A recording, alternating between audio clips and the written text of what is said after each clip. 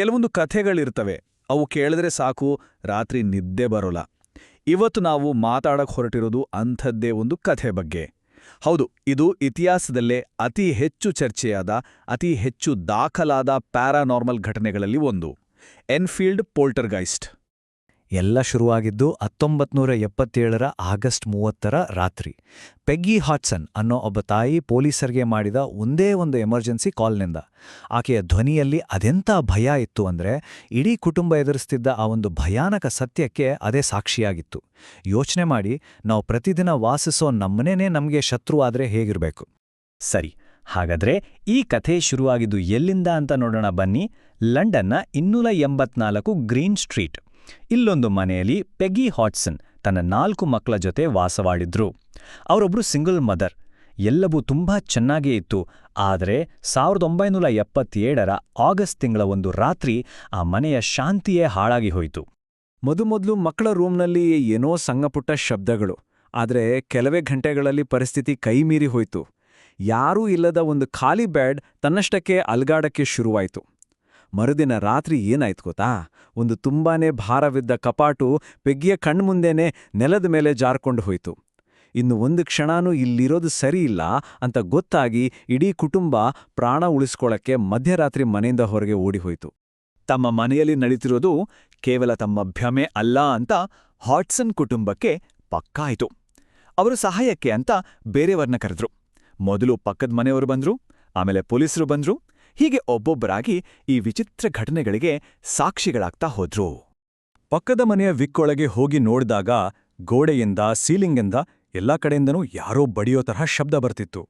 ಅದನ್ನ ಕೇಳಿ ಅವರಿಗೆ ಗಾಬರಿಯಾಗಿ ತಕ್ಷಣ ಪೊಲೀಸರಿಗೆ ಫೋನ್ ಮಾಡಿ ಅಂತ ಪೆಗ್ಗಿಗೆ ಹೇಳಿದ್ರು. ಆಮೇಲೆ ಸ್ಥಳಕ್ಕೆ ಬಂದ ಪೊಲೀಸ್ ಕಾನ್ಸ್ಟೇಬಲ್ ಕ್ಯಾರೋಲಿನ್ ಒಂದು ಕುರ್ಚಿ ತನ್ನಷ್ಟಕ್ಕೆ ತಾನೇ ಚಲಿಸೋದನ್ನ ಕಣ್ಣಾರೆ ಕಂಡ್ರು. ಅಂದ್ರೆ ಇದಕ್ಕೊಂದು ಅಧಿಕೃತ ಸಾಕ್ಷಿ ಸಿಕ್ಕ ಹಾಗಾಯ್ತು. ಒಮ್ಮೆ ಪೊಲೀಸ್ ರಿಪೋರ್ಟ್ ಆಯ್ತು ಅಂದ್ರೆ ಮುಗೀತು. ಈ ಸುದ್ದಿ ಕಾಳ್ಗಿಚ್ಚಿನ ಹಾಗೆ ಹಬ್ಬಿಬಿಡ್ತು. ಮೀಡಿಯಾದವರು, ಪ್ಯಾರಾನಾರ್ಮಲ್ ರಿಸರ್ಚರ್ಸ್ ಎಲ್ರೂ ಆ ಮನೆಗೆ ಬರೋಕೆ ಶುರು ಮಾಡಿದ್ರು. ಹಾಡ್ಸನ್ ಕುಟುಂಬದ ಪುಟ್ಟ ಮನೆ ಇದ್ದಕ್ಕಿದ್ದಂತೆ ಒಂದು ಲೈವ್ ಲ್ಯಾಬಾರೆಟರಿ ಥರ ಆಗಿ ಹೋಗಿತ್ತು.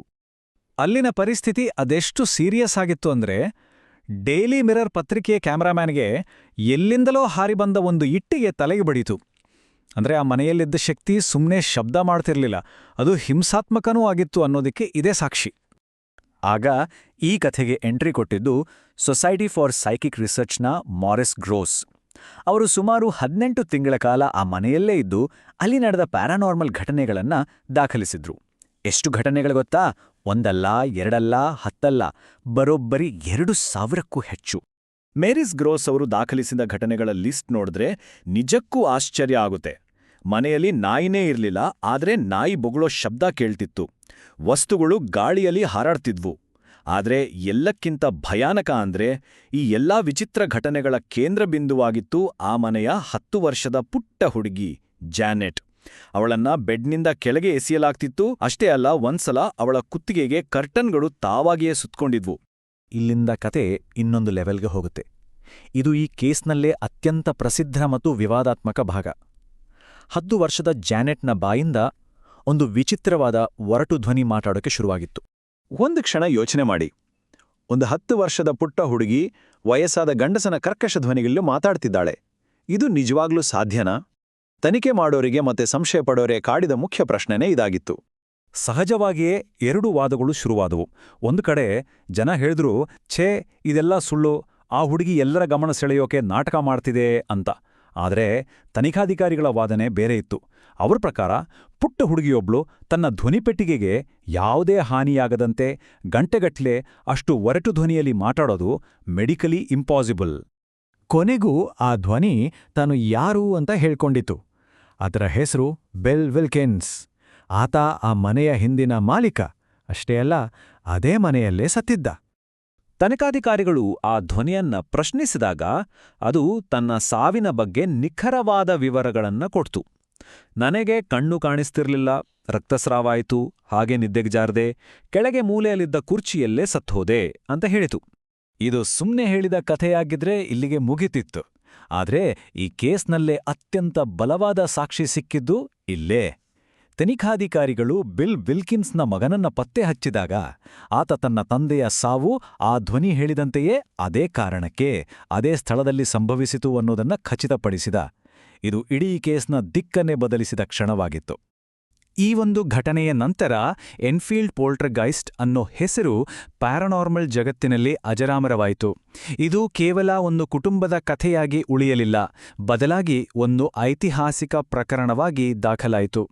ಈ ಕಥೆ ಅದೆಷ್ಟು ಫೇಮಸ್ ಆಯಿತು ಅಂದ್ರೆ ಅಮೆರಿಕಾದ ಪ್ರಸಿದ್ಧ ಪ್ಯಾರಾನಾರ್ಮಲ್ ತನಿಖಾಧಿಕಾರಿಗಳಾದ ಎಡ್ ಮತ್ತು ಲೊರೇನ್ ವಾರೆನ್ ಕೂಡ ಈ ಮನೆಗೆ ಭೇಟಿ ನೀಡಿದ್ರು. ಅವರ ಎಂಟ್ರಿಯಿಂದಾಗಿ ಈ ಪ್ರಕರಣಕ್ಕೆ ಇಂಟರ್ನ್ಯಾಷನಲ್ ಮಟ್ಟದಲ್ಲಿ ಅಟೆನ್ಷನ್ ಸಿಕ್ತು. 284 ಗ್ರೀನ್ ಸ್ಟ್ರೀಟ್ನ ಕತೆ ಕೇವಲ ತನಿಖಾ ವರದಿಗಳಿಗೆ ಸೀಮಿತವಾಗಲಿಲ್ಲ. ನಾವೆಲ್ಲ ನೋಡಿರೋ ಹಾಲಿವುಡ್ನ ಬ್ಲಾಕ್ಬಸ್ಟರ್ ಸಿನಿಮಾ ದಿ ಕಂಜೂರಿಂಗ್ 2 ಇದೆಯಲ್ಲ, ಅದರ ಅಸಲಿ ಕಥೆನೇ ಇದು. ಈ ಸಿನಿಮಾ ಮೂಲಕ ಈ ಘಟನೆ ಇಡೀ ಜಗತ್ತನ್ನ ತಲುಪಿತು. ಹಾಗಾದ್ರೆ ಆ ಕುಟುಂಬಕ್ಕೆ ಏನಾಯ್ತು?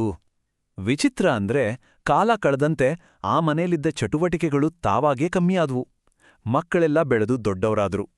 ಆಮೇಲೆ ಒಂದು ಇಂಟರ್ವ್ಯೂನಲ್ಲಿ ಆ ಘಟನೆಗಳು ಒಂದು ರೀತಿ ನಮ್ಗೆಲ್ಲ ಅಭ್ಯಾಸ ಆಗೋಗಿತ್ತು ಅಂತವ್ರು ಹೇಳಿದ್ರು. ಇಷ್ಟೆಲ್ಲ ಸಾಕ್ಷಿಗಳು, ದಾಖಲೆಗಳು ಇದ್ರೂ ಎನ್ಫೀಲ್ಡ್ ಪೋಲ್ಟರ್ಗೈಸ್ಟ್ ಇವತ್ತಿಗೂ ಒಂದು ದೊಡ್ಡ ಪ್ರಶ್ನೆಯನ್ನ ನಮ್ಮ ಮುಂದೆ ಇಡುತ್ತೆ.